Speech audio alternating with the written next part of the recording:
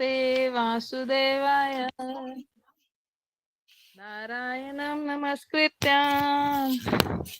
नरं चैव नरोत्तमं देवीं सरस्वतीं व्यासं ततो जयमुदीरयेत् नष्टप्रायेषु अभद्रेषु नित्यं भागवत सेवया भगवती उत्तम श्लोके भक्तिर्भवती नष्टकी। ग्रंथराज श्रीमद् भागवतम की जय। श्रील प्रभुपाद की जय। गुरु महाराज की जय। आप सभी भक्त वृंद की जय। हरे कृष्णा। नमो विष्णुपादाय कृष्ण पृष्ठाय भूतले श्रीमते क्रतुदासी अधिकारी इति नाम। तो हम कर रहे हैं स्कंद 1 अध्याय 1। आज हम श्लोक संख्या 20 से करने वाले हैं 20th अध्याय। का नाम है मुनियों की जिज्ञासा और हम पढ़ रहे हैं शौनक आदि 88,000 ऋषियों ने मुनियों से 6 प्रश्न पूछे। शौनक आदि 88,000 ऋषियों मुनियों ने सूत गोस्वामी से 6 प्रश्न पूछे। उनके उत्तर में उन्होंने जो कहा वो श्रीमद् भागवतम का सार है ना। तो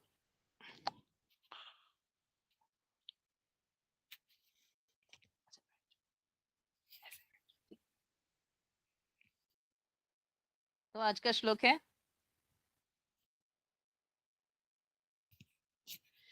कृत्वान किल कर्माणि सह रामेण केशवः अतिमर्त्यानि भगवान गूढ़ कपटमानुषः। कृत्वान किल कर्माणि सह रामेण केशवः अतिमर्त्यानि भगवान गूढ़ कपटमानुषः। भगवान श्री कृष्ण ने बलराम सहित मनुष्य की भांति क्रीड़ाएं की और इस प्रकार से प्रसन्न रहकर उन्होंने अनेक अलौकिक कृत्य किए। वो कौन से कृत्य थे और वो क्यों अलौकिक थे, भगवान क्यों प्रसन्न रहे, तो ये है क्वेश्चन नंबर 5, है ना। तो क्या पूछा मुनियों ने? कृष्ण ने बलराम जी के साथ इस धराधाम पर प्रसन्न रहकर कुछ दिव्य कार्य किए।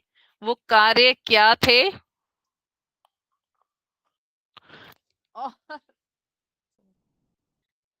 और वो अलौकिक क्यों थे, उनकी क्या दिव्यता है, वो हमें समझ आनी चाहिए। तो जब हम ये समझ पाएंगे तो हमारा कार्य सिद्ध हो जाएगा। तो ये question number 5। Question number 5, Krishna और बलराम ने धरती पर प्रसन्न रहकर कौन सी लीलाएं की और कैसी कैसे दिव्य कार्य किए। तो यहाँ श्रील प्रभुपाद कहते हैं मानव विकास तथा पशु विकास के सिद्धांत कृष्ण पर लागू नहीं होते। आजकल बहुत सारे लोग इस सिद्धांत का बोलबाला करते हैं कि तपस्या या आत्म संयम के बल पर कोई भगवान बन सकता है, परंतु भगवान राम और कृष्ण के विषय में ऐसा नहीं कहा जा सकता। तो ये बहुत महत्वपूर्ण है कि हम जाने भगवान कौन। तो यहाँ पे भगवान की बहुत सुंदर डेफिनेशन है।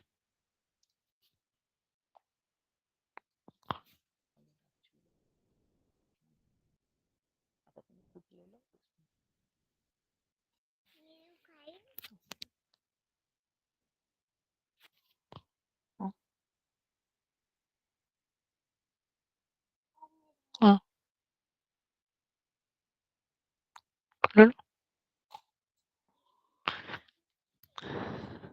तो इस तरह भगवान कौन और भगवान की लीलाएं हमारे लिए महत्वपूर्ण क्यों है, ये जानना बहुत ही सुंदर विषय है।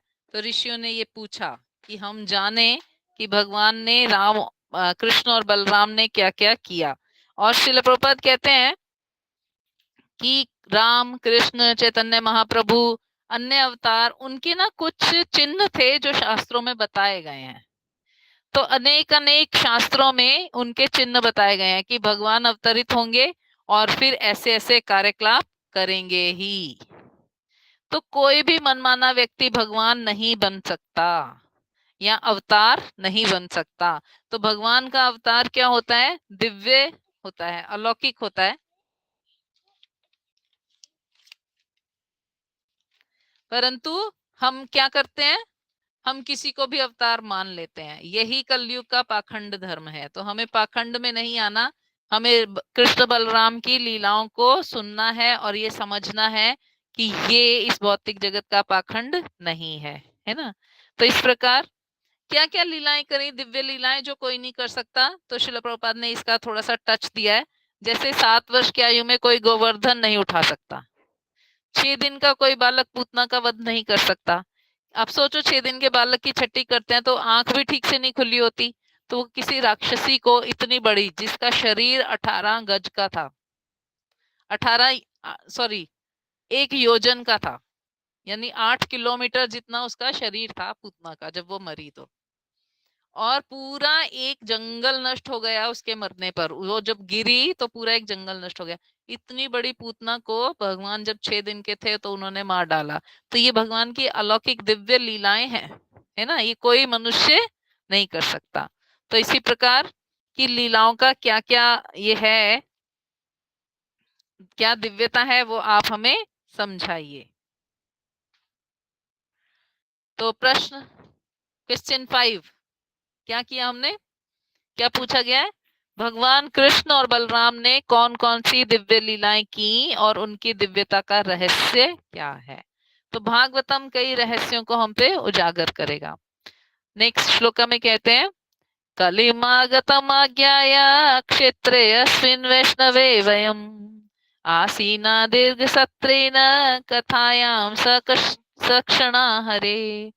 ये भली भांति जानकर कि कलयुग का प्रारंभ हो चुका है, हम इस पवित्र स्थल में भगवान का दिव्य संदेश सुनने के लिए, इस प्रकार यज्ञ संपन्न करने के लिए दीर्घ सत्र में एकत्र हुए हैं।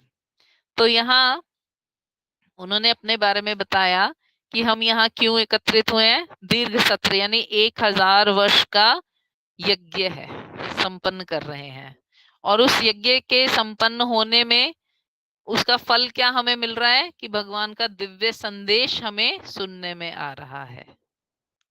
ये बहुत महत्वपूर्ण है, क्योंकि श्रील प्रभुपाद कहते हैं सतयुग में 1 लाख वर्ष की उम्र वाले लोग दीर्घकालीन ध्यान करते थे, यानी हजारों वर्ष का ध्यान करते थे। दीर्घकालीन किसको कहा गया है, सहस्त्र वर्ष को, यानी 1000 वर्ष को।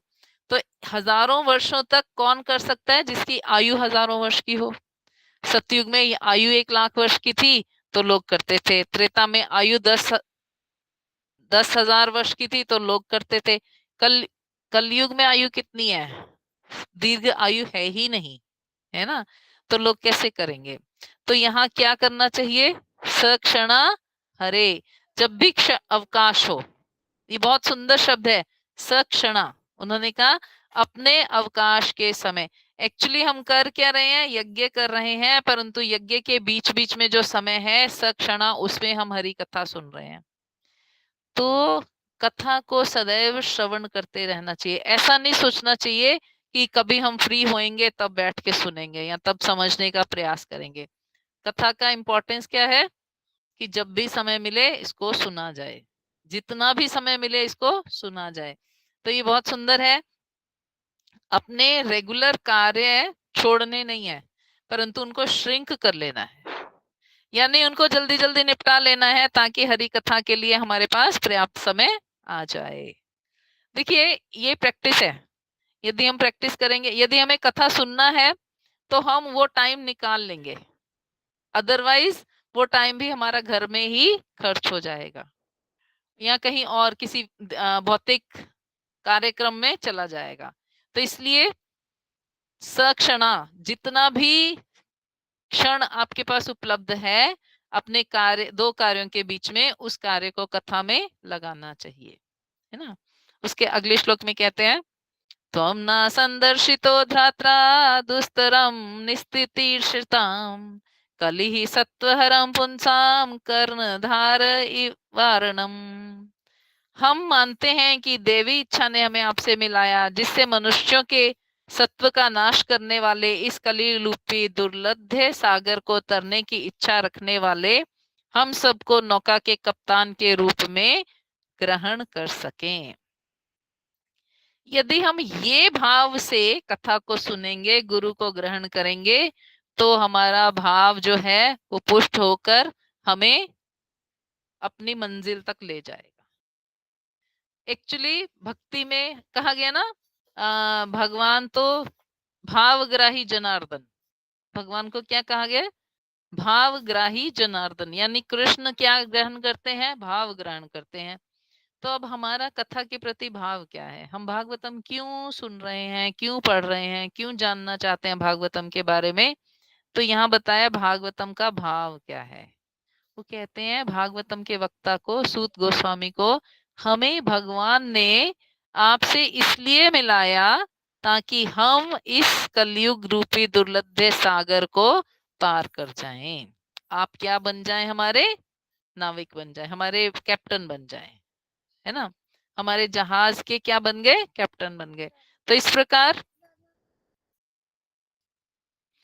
इस प्रकार नौका के कप्तान मिल जाने पर हमारी दिशा निर्धारित हो जाती है कि इस दिशा में अगर हमारा जहाज चलता जाएगा तो हम एक ना एक दिन कहाँ पहुंच जाएंगे? अपनी मंजिल तक पहुंच ही जाएंगे।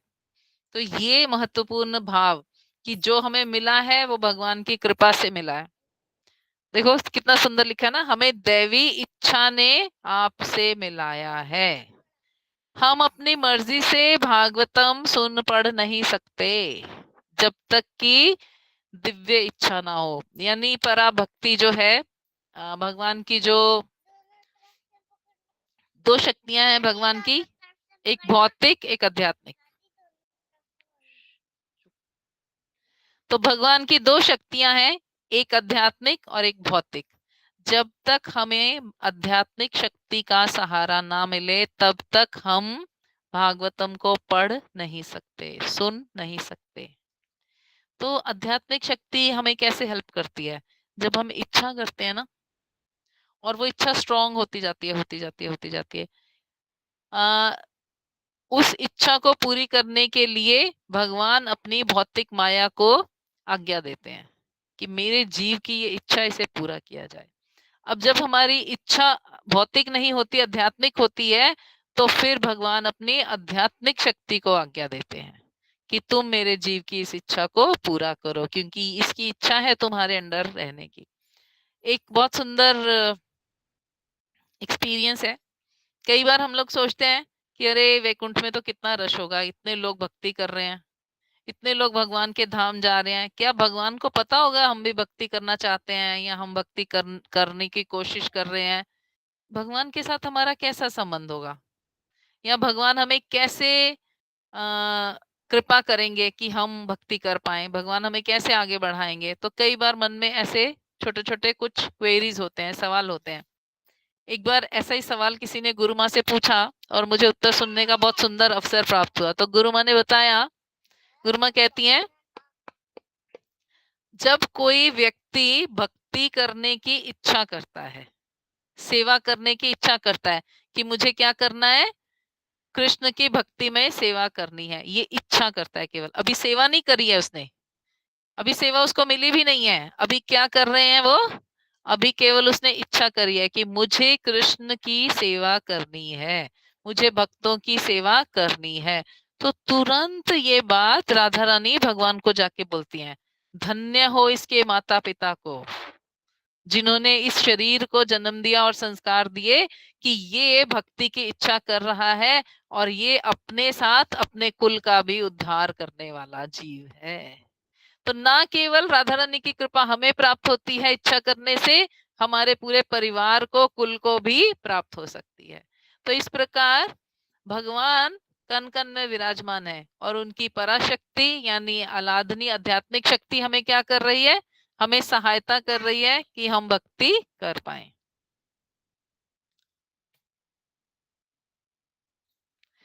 तो इस प्रकार हमें कभी भी संशय नहीं करना कि यदि हम भक्ति की इच्छा कर रहे हैं तो हो क्यों नहीं रहा। अगर विघ्न आ रहा है तो इसका मतलब क्या है, अगर अभी हमारी या तो इच्छा स्ट्रांग नहीं है या तो हमारे कुछ ऐसे कलमश हैं जिनकी वजह से नहीं हो पा रहा। तो इसका मतलब हमें क्या करना है, और स्ट्रांग इच्छा करनी है। सीधी सीधी बात है। हमारी इच्छा और स्ट्रांग हो जानी चाहिए। तो इसके अगले श्लोक में कहते हैं, ब्रूहि योगेश्वरे कृष्णे ब्रह्मणा धर्म वर्मणि स्वाम काष्ठाम अधुनोपत्तेते धर्म कम शरणम गतः। तो क्वेश्चन नंबर 6 है इस श्लोक में। कृपया, चूंकि परम सत्य योगेश्वर श्री कृष्ण अपने निज धाम के लिए प्रयाण कर चुके हैं, अतएव कृपा करके हमें बताइए कि अब धर्म ने किसका आश्रय लिया है। तो जब ये सत्र शुरू किया गया था, यानी जब ये यज्ञ शुरू किया गया था, तब कृष्ण धराधाम पर थे। अब कालांतर में जब ये प्रश्न पूछा जा रहा है, तो धराधाम से चले गए हैं कृष्ण, है ना। तो इसीलिए पूछा क्या जा रहा है कि कृष्ण तो चले गए, कृष्ण साक्षात धर्म तू प्रणीता, है ना। कृष्ण ने धर्म को पकड़ रखा था, कृष्ण ने धर्म को स्थापित किया था और अधर्म को हटा दिया था। तो अब धर्म कहाँ गया, अब धर्म किसकी शरण में गया, हम किसको फॉलो करें तो हमें समझ में आएगा कि हम धर्म का पालन कर रहे हैं। तो बहुत सुंदर प्रश्न है। यदि हम ये प्रश्न समझ गए कि धर्म कहाँ है, धर्म किसका पालन करने में है, तो हम धर्म का पालन कर पाएंगे। और यदि हम मनमाना करते जा रहे हैं और सोच रहे हैं कि ये धर्म है, तो फिर हम धर्म के नाम पर भी अधर्म कमा लेंगे। बहुत छोटे छोटे बहुत सुंदर सुंदर उदाहरण हमें मिलते हैं। कई बार कई लोग बोलते हैं कि भक्ति करनी है तो बस सब कुछ छोड़ो और वृंदावन इत्यादि स्थान पे चले जाओ, सन्यास ले लो और भक्ति कर लो। तो शास्त्र कभी भी ये नहीं कहता, भागवतम हमें ये नहीं कहती कि हमें सब कुछ छोड़ के जाना पड़ेगा। भागवतम हमें क्या कहती है, भागवतम कहती है आप अपने जो नित्य कर्म है उनको करते हुए जो समय बचा है उसको कथा में लगाइए। जब आप बार बार उस कथा को श्रवण करेंगे तो धीरे धीरे आपका शुद्धिकरण हो जाएगा और भगवान आगे का रास्ता आपको दिखाते रहेंगे। तो यदि कोई व्यक्ति सीधा ही सब कुछ छोड़ के चला जाए, तो क्या उसकी भक्ति हो जाएगी, क्या उसका निर्वाण हो जाएगा, क्या वो शुद्ध हो जाएगा और उसको भगवत धाम प्राप्त हो जाएगा? बिना शुद्ध हुए भगवत धाम प्राप्त नहीं होगा। बिना कर्म कटे आपको भगवत धाम प्राप्त नहीं होगा। हाँ, भक्ति में ये शक्ति है कि वो आपके कर्मों को काट सकती है, भक्ति में ये शक्ति है कि वो आपको शुद्ध कर सकती है। तो इस प्रकार भक्ति की शुरुआत में हमें सब कुछ छोड़कर भागना नहीं है, जब तक कि हृदय से वैराग्य ना आ जाए, है ना। तो अलग अलग स्टेजेस आएंगी, वो स्टेजेस हमें कैसे पता चलेंगी, वो स्टेजेस हमें साधु गुरु शास्त्र से पता चलेंगी। आप अपने आप में चेंज अनुभव कर सकते हैं। जब हम भक्ति में नहीं थे तो हम कैसे बिहेव करते थे, फिर धीरे धीरे हम भक्ति में आए तो हमारा बिहेवियर बदला। और जो लोग भक्ति में प्रवीण हो चुके हैं उनकी उनकी जो बिहेवियर है वो कैसा होता है। जैसे अगर हम गुरु महाराज का बिहेवियर देखें हैं या कृष्ण चैतन्य प्रभु का बिहेवियर देखें, तो हमें पता चलता है उनको अपने लिए कुछ चाहिए नहीं होता। वो जो भी कार्य करते हैं, जो भी डिमांड्स करते हैं या जो भी आज्ञा देते हैं, वो किस लिए देते हैं, ताकि हमारा कल्याण हो जाए, है ना। गुरु महाराज को हम पूछते हैं, गुरु महाराज आपको कुछ चाहिए? हाँ, मैं चाहता हूँ कि तुम अच्छे से माला करो। कृष्ण चैतन्य प्रभु को हम पूछते हैं, प्रभु जी क्या लेके आए जिससे भगवान प्रसन्न हो जाए, क्या करें? ये करो कि आपकी भक्ति ठीक से चले, आप आज्ञा पालन करो तो भगवान आप पे कृपा करेंगे ही। तो इसका अर्थ क्या हुआ, भक्ति करते करते करते करते उनके हृदय इतने शुद्ध हो गए कि अब उनको अपने लिए कोई इच्छा नहीं रही। अब वो कुछ छोड़ के जाते हैं या किसी चीज में रहते हैं, कोई फर्क नहीं पड़ता। परंतु जब हमें फर्क पड़ रहा होता है तब हम उस चीज को छोड़ के जाते हैं, तो अगला जन्म उस चीज के साथ ही मिल जाता है। अभी पीछे में एक वक्तव्य पढ़ रही थी, कृष्ण चैतन्य प्रभु जी ने शेयर किया, बहुत सुंदर था। वो कहते हैं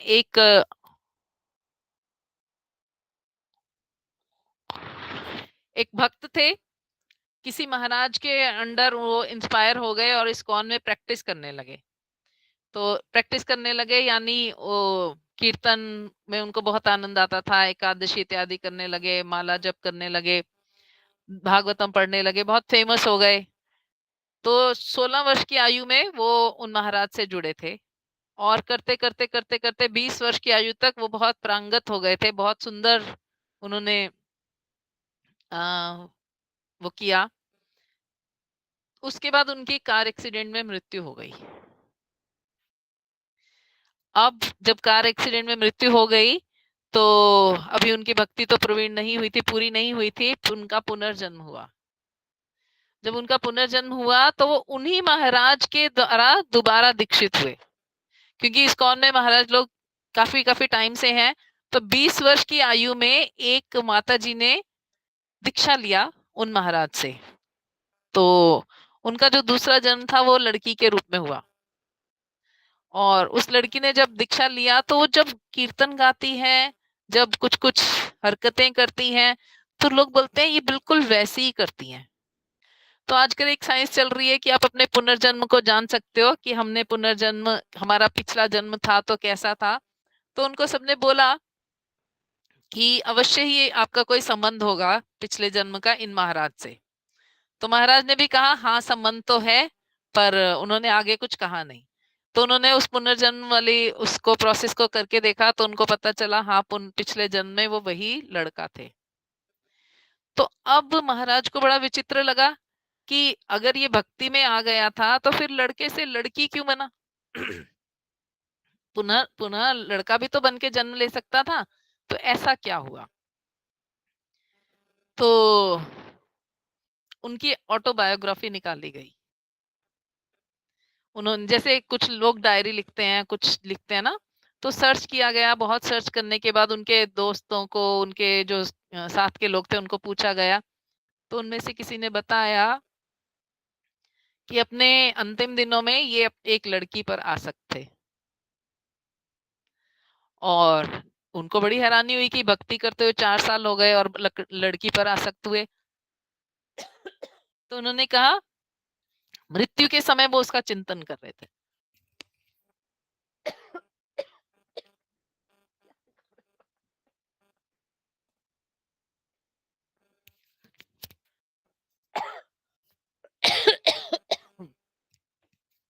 तो क्योंकि वो मृत्यु के समय उसका चिंतन कर रहे थे, इसीलिए उनको अगला जन्म उस लड़की का प्राप्त हुआ।